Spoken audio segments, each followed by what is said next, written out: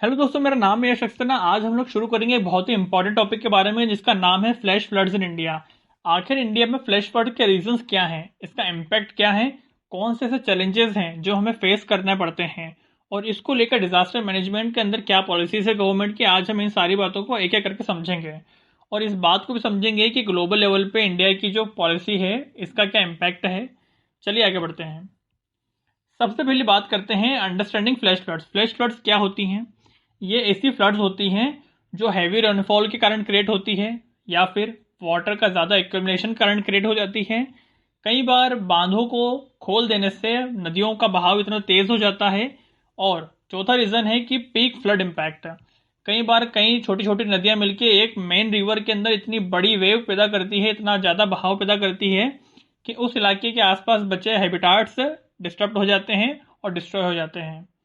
तो flash floods बहुत ही कम समय में बहुत बड़ा इम्पैक्ट करती हैं, इसलिए इनको फ्लैश फ्लड कहा गया है।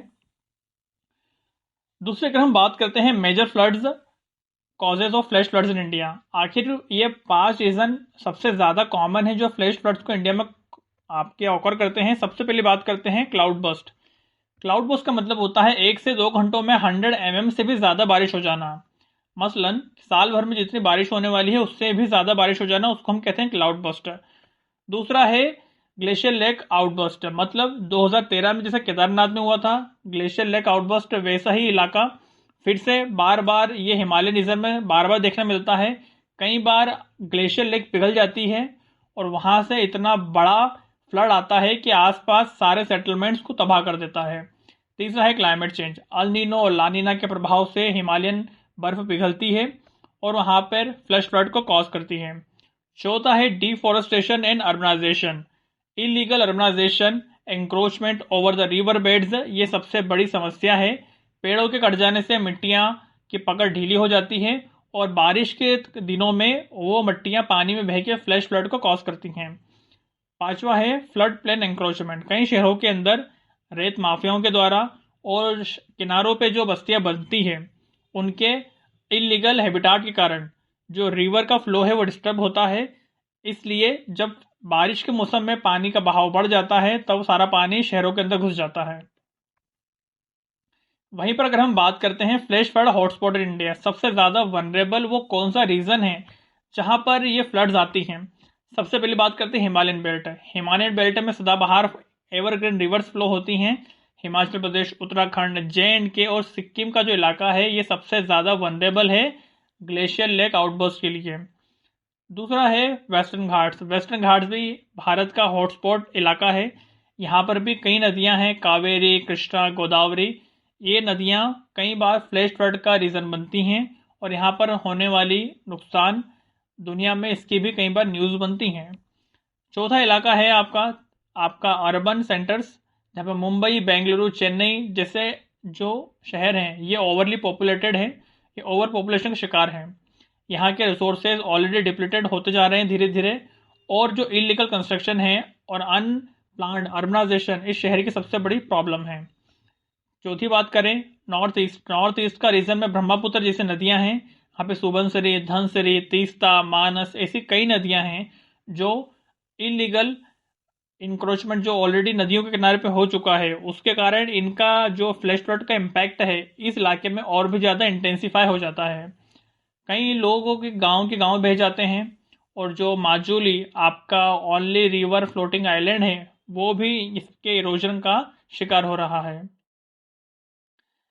इम्पैक्ट क्या होता है फ्लैश फ्लड्स का अगर हम इसकी बात करें तो सबसे बड़ी बात होती है ह्यूमन कॉस्ट। 25% ह्यूमन लाइफ इसके अंदर हर साल इम्पैक्ट होती है। वहीं पर अगर हम बात करें इंफ्रास्ट्रक्चर की तो 30% सबसे ज़्यादा नुकसान होता है इंफ्रास्ट्रक्चर को। होटल्स, बिल्डिंग, कार्स, ये सबसे ज़्यादा नुकसान होता है इंफ्रास्ट्रक्चर को। एग्रीकल्चर लैंड की अगर हम बात करें तो एग्रीकल्चर लैंड के साथ साथ एग्रीकल्चर प्रोड्यूस भी हर साल लाखों करोड़ों का अनाज और मिट्टी ये सब बर्बाद हो जाती है इन फ्लैश फ्लड के कारण। पंजाब के रीजन में जो फ्लैश फ्लड्स आई थी वो तो आपने देखी ही होगी। इकोनॉमी की अगर हम बात करें ओवरऑल 15% इकोनॉमी को हर साल नुकसान होता है इन फ्लैश फ्लड्स के कारण। वहीं पर अगर हम बात एनवायरनमेंट की करें, एनवायरनमेंट में सॉइल इरोजन, माउंटेन रिडक्शन, इन सारी चीज़ों के कारण भी एनवायरनमेंट को सीवियर डैमेज होते हैं। क्लाइमेट चेंज और फ्लैश फ्लड्स का आपस में क्या रिलेशन है? अगर हम 1980 से रिकॉर्ड्स को उठा के देखें तो अकॉर्डिंग टू आईएमडी 1980 में जो फ्लैश फ्लड्स आती थी वो 2010 तक आते आते 3 गुना हो गई। ये दिखाता है कि भारत में क्लाइमेट चेंज का कितना डायरेक्टली इम्पैक्ट हो रहा है। जो आपके ट्रॉपिकल इलाके हैं भारत के, वहाँ पर जो मॉइस्चर है वो इसको एज अ फ्यूल काम करता है इन क्लाउड बर्स्ट के लिए। ज़्यादा वार्मनेस मतलब ज़्यादा मॉइस्चर मतलब क्लाउड बर्स्ट की संभावना ज़्यादा बढ़ जाती है।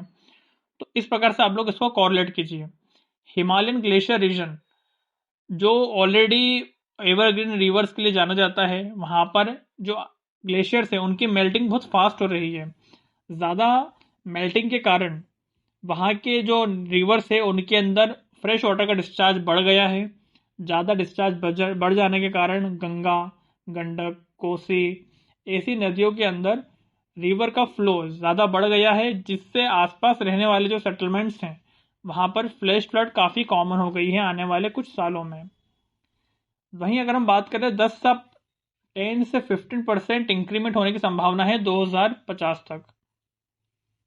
डिजास्टर मैनेजमेंट फ्रेमवर्क जो इंडिया का है ये बहुत ही अच्छा है और होलिस्टिक अप्रोच को लेकर चलता है। इसके अंदर 5 एलिमेंट है। 5 एलिमेंट कौन कौन से हैं? सबसे पहला है वेदर फोरकास्टिंग। हम लोग 3 दिन पहले बता देते हैं वहाँ के रहने वाले लोगों को कि यहाँ पर क्लाउड बर्स्ट होने वाला है और फ्लैश फ्लड आने की संभावना है। चौथा है फ्लड फोरकास्टिंग। रिवर की मॉनिटरिंग करके डैम के मैनेजमेंट को हम लोग रेगुलेट करके रियल टाइम इंफॉर्मेशन प्रोवाइड करते हैं आसपास के रहने वाले लेवलीहुड लोगों को, जिससे हमें पता पड़ता है कि यहाँ पर कब संभावना है नदियों के जलस्तर के बढ़ने की। इसरो का जो सैटेलाइट मैप है ये रियल टाइम मॉनिटरिंग करता है वाटर लेवल की, मेल्टिंग ऑफ ग्लेशियर्स की, जिससे हमें पता पड़ता है कि रिवर का डिस्चार्ज कितना है। नेशनल लेवल स्ट्रेटजी हमने बनाई है जो सरकार फॉलो करती है 2005 के बाद से नेशनल डिजास्टर मैनेजमेंट एक्ट के थ्रू, जिससे ऑल ओवर इंडिया एक कोऑर्डिनेटेड वे में काम हो पाए। एनडीआरएफ और एसडीआरएफ 2 सेपरेट फोर्स बनाई गई है ताकि अलग अलग लेवल पे अलग अलग जगह पे काम किया जा सके। अब की चैलेंजेस क्या हैं? की चैलेंजेस को भी हमको देखना चाहिए।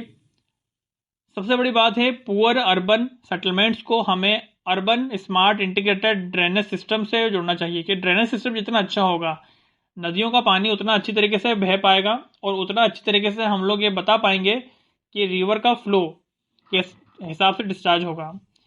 सिंधु घाटी सभ्यता का भी ड्रेनेज सिस्टम इतना अच्छा था, तो आज हम इतना अच्छा ड्रेनेज सिस्टम क्यों नहीं बना सकते।